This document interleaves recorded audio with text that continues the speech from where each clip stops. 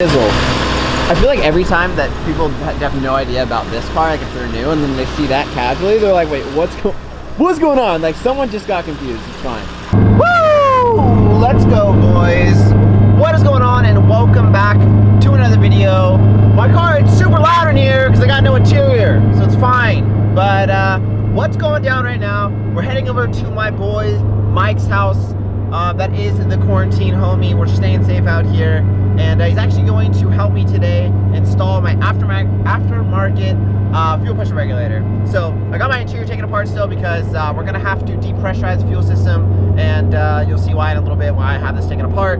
So what we're gonna do is I'm actually heading to the store right now. I need to pick up a little bit of fuel line for my old, you'll see, I'm picking up some fuel line, picking up some vacuum line. Once we get to Mike's house, it's gonna be a quick install and we're gonna see if it finally fixes my car.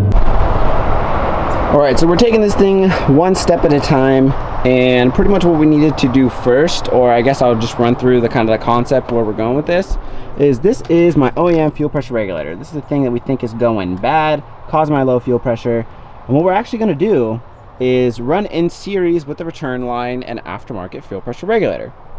So how we're gonna do that is IEG makes an adapter to go from the regular fuel rail to an ORB. And what I'm going to do is run the little 90-degree adapter that they give me, and then actually just run a loop through here to bypass the OEM fuel pressure regulator. And then we're going to come over here and run with the return line the adjustable fuel pressure regulator that you guys see here. It's going to get mounted there, and then we're literally taking out this OEM return line and putting in series the adjustable fuel pressure regulator. This was not my idea. This was Mike's idea. It was genius. Way easier than how I was going to do it before. So we'll see how it works. Take it step by step. We're making AN lines right now. We're making baby AN lines. This is my inlet to the FPR, right? Looking all sick. This is the smallest one you've seen. Yeah. This is the smallest one. But it's gonna work. It's gonna be great. We're gonna throw on the other part of the AN right there, and we'll be ready to go. I know what the fitting looks like. Bam! This is the Dash 6 AN fitting. Can you tell me how the size works? I can't. I don't know. Why is it called Dash 6? You gotta know this. If you're gonna call it out, you gotta know. I don't. I just want to sound smart, even though you've been telling me this whole time. All right. So the dash sizes are actually measured in 16ths. So a Dash 6 would be 6 16ths of an inch, or 3/8. Right? So Dash 8 would be 8 16ths, or half inch. Yeah. Oh my god. So that just blew my mind. I don't really understand why they call them that, because this is definitely not 3/8. I'm assuming it's just meaning that the ID of this is 3/8. That makes sense. So I would assume maybe you have to size up depending according, but I just kind of go off of what I think I know. And it means Army Navy. I thought it was Yeah. alphanumeric. I was lost in the sauce. It's fine, you know? It's fine. AN, Army Navy fittings. That's impressive. Yep. So the nut is what goes on to this guy here. So we're gonna, bam. So the nut goes on here, and then what would this be called? This is the fitting. The fitting. The female fitting? Threads in. Know what I mean? With the 37-degree taper. That's all I know. No, that's not 37. This is 37-degree taper. No, that was not 37. This is 37-degree taper. No, this end is 37. So inside. There's some sort of 37-degree taper. All right, that's it. That's it. All right, full send for the boys. And these are definitely one of the easier ones for sure. These are vibrant fittings, by the way. If you want some easy ones. I got these all on Summit Racing, by the way. And really good deal. They were selling the same FPR on Rally Sport for $50 more. Yeah, Rally Sport's expensive. I'm like, what the hell? And then they tell you you're getting a deal, but they just mark the price up to begin with. Yeah, I felt offended. And then say 20% off, and it's really I the same. felt You're like very $5. offended. I got, what, like 6 AN fittings, a barb fitting. I got that adapter from IAG, and then the FPR, and they give you a gauge included, and then you have to buy the gauge separate from, I forgot where else they were selling it, but you had to buy a gauge separate. Yeah, the gauge doesn't come with it. But this one it does. Wait, what? Yeah. Maybe they're running a deal or something, Maybe but... I found you a different part of it. Mine didn't come with it. Oh. Because like I said, yours looks different than mine. No, interesting. I don't know. I don't know. Either way, it came with a gauge Free. too, so that was cool. And I think all of it was like $320. It's not bad. So anyway. Peace of mind and an upgraded part. And then we use a little bit of household oil. You just want to lubricate the threads. You can use. We want to lubricate the threads. We want 1 dot, 1 or 2 dots, very light. With these fittings, if the tubing inside binds with this fitting, the nut is going to try to work itself off, and then you're not going to have a full seal on your hose. Intriguing. So we're going to be pulling this guy down, making sure it's not coming up, and pushing this up, right? Yeah, you're Pretty just much. going to be basically forcing it all together. Yeah. And then you put a little tape right at the bottom of the nut, just to give you a reference point, as to see if this thing wants to pull up.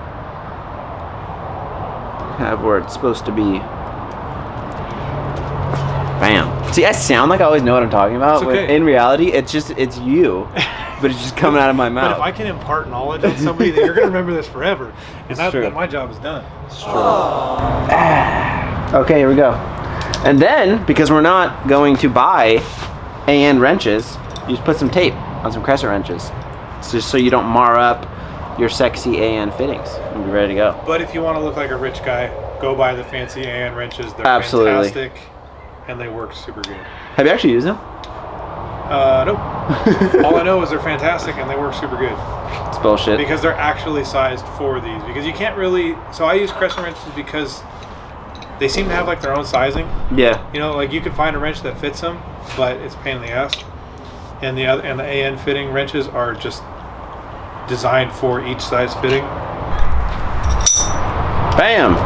Ready to go. And obviously take off the tape. Full blown. Alright, so we got the AN lines ready to go. We are halfway there. So right now, I'm hitting Mike in the head with this thing. And we are deleting, oh god, it's gonna square everywhere. Deleting the OEM fuel pressure reg when we do have... Mike freaking busted this out in like 30 seconds, not gonna lie. So it's all set up, ready to go, hooked up in series with the return line, which is gonna be this guy here. So we got this guy feeding fuel pressure reg on the side. There's an inlet right here. We have a block right there because we don't have 2 inlets. Got the gauge all ready to go, and then the bottom 90 goes back to the return. Was that super hard? Fuck that thing. So now what we're doing is we're just deleting the fuel pressure reg, the OEM one, because obviously we have this one all ready to go. Wait, don't do it yet. So he's going to crank it, but obviously not start it. Just turn the key. Yeah, just turn the key to prime the fuel pump to see, number 1, if it builds pressure. Number 2, if any of the lines leak. Again, we're gonna see. You did the long one. I did the short one of the AN lines, right? Yes. Okay, so we're gonna see. This is team Alex. Hopefully it doesn't leak. And then there's Mike. There's probably won't leak, and we should be good to go. All right, send it. Ready? Yeah. Ready? Well, the gauge works. What's it reading? Just above 40. Now it's at 40. 40. We'll go 60, 40. 60, I hear it coming in. 40. And lines are looking pretty dry. Team Alex is winning for sure. Let me check these. This is our little delete that we did here. Got rid of the OEM one, and then just ran a little loop, and we're good to go. So we got the car all started up. We got our delete little loop. We have the fuel pressure regulator set up. It is reading right there. That's about like 34 or 35 where it should be. But what's interesting is, oh, there she is. What's interesting is the fuel pressure regulator, that mechanical mechanism is reading correct fuel pressure, right? We set it static at 43, and then you hook up a vacuum line after that, and then it should drop down to about that 34 range. But what's interesting is my fuel pressure sensor that I have from Cobb is still reading the same amount as it was previously. So that's where I'm a bit confused. Like, this guy here is still reading like 29 or 30, But the actual fuel pressure regulator that we adjusted static, was at 43 and then dropped down to like that you guys see as it's idling, is right around the 45 range, or right around the 34 range, where it should be, where I want to be reading on this. So it's weird that that sensor, the fuel pressure reg is reading perfect, yet this guy is still reading 30, so we're a bit confused. And then we have the gorgeous Jay Zizzle. I feel like every time that people have no idea about this car, like if they're new and then they see that casually, they're like, wait, what's going on? Like someone just got confused. It's fine. His gauge is, oh my god, can you imagine? That could have been interesting. Anyway, so his gauge is wetter than mine. It's a white face, and mine's just, it's like a white face. Mine's a white face, but has yellow fluid, or like not. I don't know what happened to my fluid, but his is way sexier. What we can do is, why don't we adjust the pressure just while it's sitting here. You watch the access port. We'll see if it goes up the same amount that this gauge goes up. Yeah. So I'll crank it open and I'll say, hey, I'm at, we're at 38 right now, and you're saying you're reading 30 on the access port. I'll go up 2 psi. I say, hey, I'm at 40. Did yours go up by 2 psi? Then you can see if there's a difference. Yeah. Sitting at idle shouldn't make too much of a difference. Even if you bumped it up like 10 psi. Yeah. But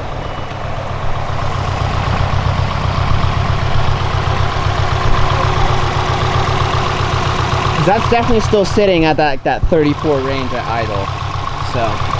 So weird. Yes, we know that's crooked, by the way. It's not done, but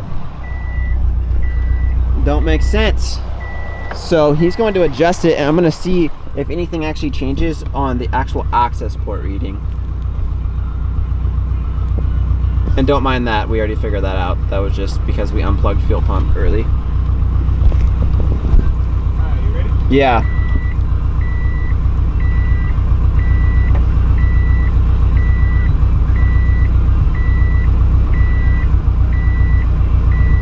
It went up 1, 2, 3, 4, 5, about 5 or 6 psi. About 6 psi. 5 or 6 psi. Interesting. So now it's reading what, 30? Reading 40. 40. Went from 34 to 40. And now this is reading 36. And now this is reading 34. It was at 29. 34. Yeah. It went from 29 to 34. Or about 30, almost 35. Okay.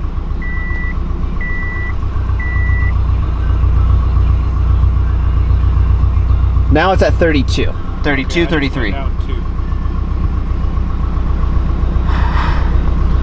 So I think it's just reading a different number. Which I think it's reading accurately. It's just reading the wrong number. Doesn't make sense. No ref at 47, which should be 43. And yeah, right now I'm at 32 psi. Or 32 psi. Because vacuum line's obviously on. I'm at 32. Vacuum line's on. It's on. I put it back. I'm at 32 now. But what's still weird is when I showed you the other data log, or the other data log that I had when the car was running good, it had the 34. Car just idling, 34. But it was the data log read 34. But obviously it would read the same as what that's. yeah, it would read the same as that. So that's what just doesn't make sense. All right, so we're gonna leave it at the correct pressure that's reading on the actual gauge, the real one there, which is set at the exact Subaru pressure it should be, 43 static, like 43.5 static, and then it should go down to, what was it? 36. So it's reading off. We don't really know why, but we're setting it perfect here because we can actually adjust it there. And I'm gonna drive it and see how it is. That's pretty much all we can do at this point, right? I mean, yeah. I wish there was like a peak feature where you could just see what it actually peaked out on this gauge, but obviously that's impossible. You can mount a GoPro in there if you wanted to figure out how to do that. You get all weird with it. I mean, I'm gonna hope for the best, but I mean, what I'm also gonna do is I'm gonna email my tuner and see if he's ever seen this, where the cob sensor is just not reading the same pressure as someone that had an adjustable FPR, which also read a certain pressure, because the difference is like 6 psi and it's just not making sense, because it should be reading the same pressure. So that's pretty much where we're at. I think that's gonna be it. I'll check in with you guys when I get home, and I'll tell you guys how the drive went. All right, my peeps, I'm just about to get home here, and this is my conclusion. We installed the aftermarket fuel pressure regulator with nice and sexy AN lines, and we have confirmed that my fuel pressure is indeed good. Like, I don't understand how the fuel pressure read from the fuel pressure sensor and the fuel pressure that is being literally seen mechanically through the gauge that's on the adjustable fuel pressure reg can be different, right? I mean, like, obviously I'm trusting the gauge that's attached to the frickin' line more than an electronic sensor. So this is what I'm kind of thinking. What if the sensor is what's not good? Now just follow me here. What if the sensor is reading lower than what it actually is in the line? And it's sending this number, right? Because it's sending that low fuel pressure number to my ECU, and the ECU is trying to compensate for something that actually isn't there. Does that make sense? Because in my data logs, it's reading that my you can look at your fuel pressure. Just pull up here and pull up here. Hold up. What you can actually data log is your fuel pressure difference, right? From your fuel pressure compensation, I should say. I'll leave my car running. You can look at fuel pressure compensation, and what that means, it's showing the difference between your boost pressure and your fuel pressure. It should rise 1 to 1, starting from the static pressure, which I believe is 43 psi. So if you have 43 psi, you should technically be at 0 psi of boost, right? Say you're just getting into it, your fuel pressure should be at 43. And what mine's seeing is like that 38, right? So it's at low fuel pressure, when in fact, if I read on my gauge, it's reading perfectly on the Aeromotive fuel pressure sensor, right? Or the fuel pressure gauge there. So it reads good on the gauge and it doesn't read good on here. And I feel like the ECU is obviously looking at this number, right? The sensor itself. So maybe the sensor is what's messing it up. Just a theory, but I think I'm kind of on the right track, because obviously there's a difference. We can clearly see a difference from the fuel pressure reading from the sensor itself to the actual fuel pressure that I'm getting there. So with that being said, I think that's pretty much going to be it for this video. I'm going to do some more in-depth research to see if anyone else has had this problem with a Cobb fuel pressure sensor, and if you have, please let me know, because I'm freaking struggling here. So the car did still have that slight hesitation before getting into boost. It did still make full boost. It did pull pretty strong, but it does have a slight hesitation, and clearly at least the sensor is still reading low fuel pressure, even though in fact we set my fuel pressure perfectly and it's reading perfect on the what am I gonna call that? The FPR. We'll call it the FPR gauge. So yeah, that's pretty much it. I know there's a lot of talking at the end of this video, but it's just a lot of information and pretty interesting stuff. So I'm gonna end it here. I'm gonna send some data logs to the guy that I got tuned from, Travis at Snail, and see if he can help me out, see if he's had any problems with these Cobb fuel pressure sensors. So I think that's going to be it. I hope you guys learned something as always. Again, shout out to the boy Mike for helping me out. Yeah, I think that's gonna be it. I hope you guys enjoyed, and we'll catch you on the next one. Peace out.